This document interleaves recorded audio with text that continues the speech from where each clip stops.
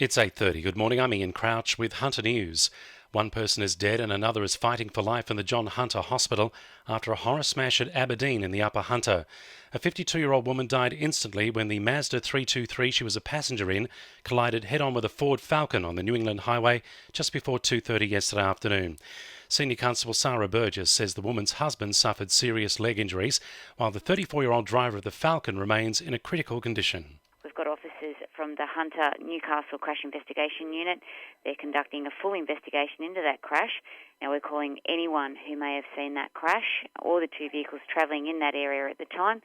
They should contact the Crash Investigation Unit on 02 4929 0744, and obviously we have the Crime Stoppers line 1800 333 000. The Weather Bureau says we can expect some relief from the oppressive heat in the Hunter later today.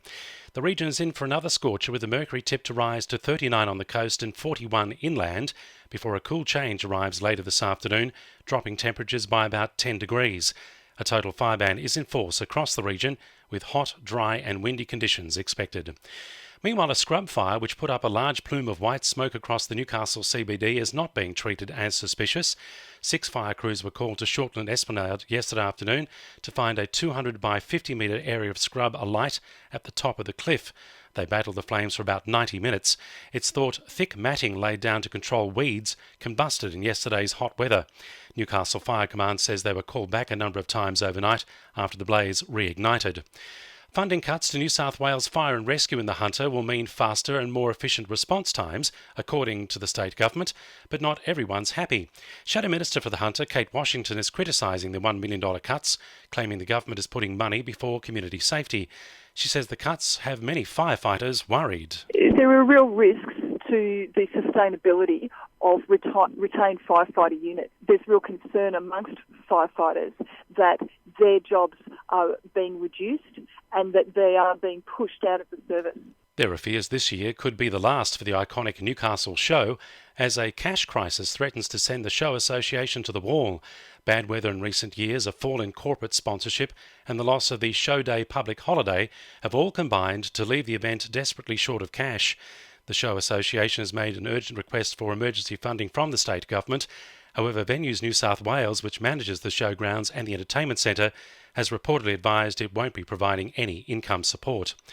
The latest figures from the Australian Bureau of Statistics show the Hunter is continuing to perform strongly when it comes to home building approvals. The November 2016 figures were the second highest recorded for the year, with 560 new homes in the Hunter and Central Coast, up by 140 on the previous month.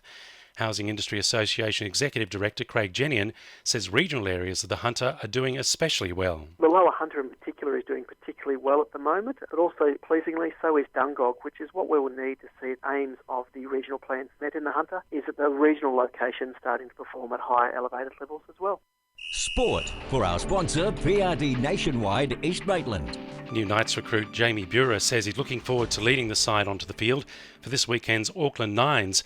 While some NRL clubs are downplaying the significance of the tournament, Buhrer says it's a great opportunity for players to show their creative flair. The Nines is a perfect platform to just play your own game and enjoy it because it's not really the structured stuff that wins your games in Nines. It's a bit more of that kind of touch footy. So, yeah, I'll be letting a lot of the young fellas run and muck and hopefully we can get some wins. Meanwhile, new faces Nick Meaney, Luke Yates and Sam Stone have been named in the squad. Stone is the son of former Knights coach Rick Stone. The Newcastle Jets had their sights set again on securing the signature of Mark Bridge. The 31-year-old looked to be out of the running, but a leg injury is not as bad as first thought, and he could be back playing in the red and blue as early as this season. The Jets only have until midnight tomorrow to decide whether to sign him before the transfer window closes. And Cahaiba's Bridie Delaney has put herself in the frame to run at the IAAF World Cross Country Championships after finishing fourth at the national titles in Canberra on Sunday. And the winning numbers in Monday Lotto are 37, 14, 41, 42, 34 and 25, and the supplementaries are 4 and 6. 2NURFM News Time, 26 to 9.